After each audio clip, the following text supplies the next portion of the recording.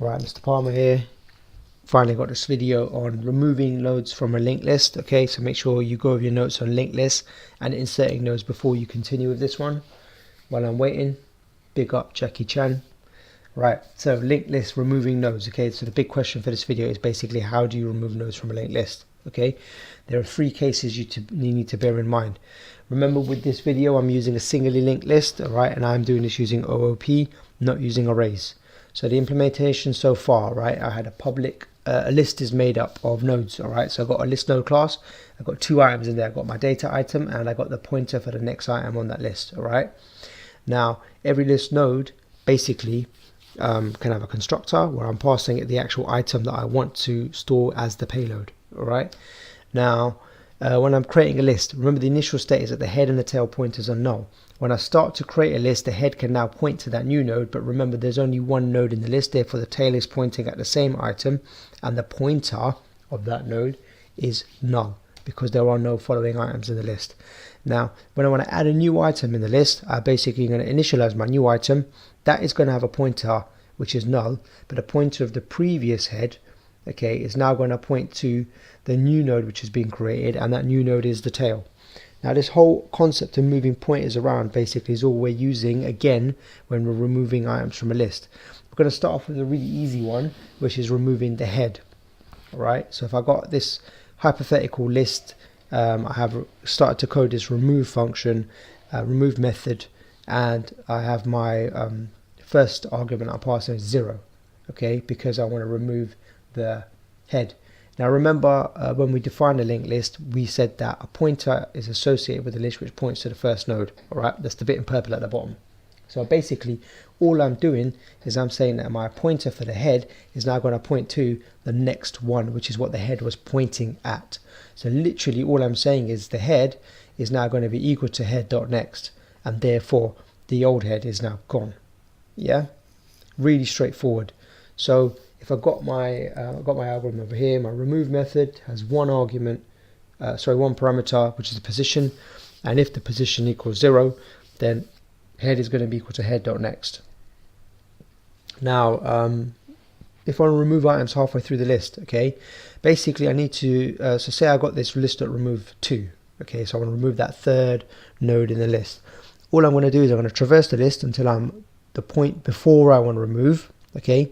Now, so my current node, the pointer is currently pointing at the moment it's pointing at the node that I want to get rid of. So basically that red pointer needs to actually equal the blue pointer, because I want to basically bypass that node 20, the third node in the list, and point directly to the one following. So literally current.next is going to be equal to current.next.next. All right, what does that look like? So I've got my function, my method basically for removing the items in the list is now getting a bit more complicated. So my first case is going to handle if the list is empty. My second case is if position is 0, then I'm going to shift the head along by pointing the head to the head's pointer. And then otherwise, I'm going to traverse my list to the node before the one I want to get rid of, and then current.next, which is my pointer for the current node, is going to equal to, right, the current.next.next, which is the pointer of the previous, is the node after the position I want to get rid of. Okay, so test this much so far, all right, and then because you've already got inserting nodes into the list from the previous video, and then we can have a go at removing the tail. Okay, so blah blah blah blah blah. I'm assuming you hit play again. And how do you remove the tail?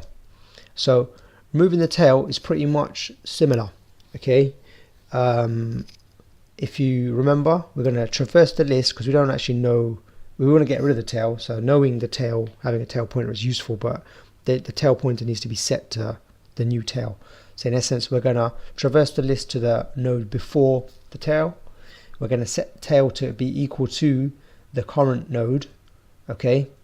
And then that blue pointer, which was pointing at the old tail, is now going to be destroyed, okay, and set to null.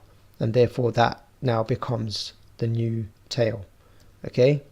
So if current.next is the tail, then tail is going to become equal to the current node, and now that's the new tail. Tail.next is going to be null. So we have that much so far. That final case needs to be changed slightly. So else we're going to traverse the list, okay, let's stop at the previous node. If current.next is the tail, then we're going to actually move the tail along. Otherwise, we can just shift the pointer to the node after the current, after the one that we want to get rid of. Okay, so you should be able to now look at the 3 different cases in there, all right, of removing nodes from the list, plus how to handle an empty list. Okay, and you should be able to remove items from a linked list using OOP. There we go. Let's turn this thing off.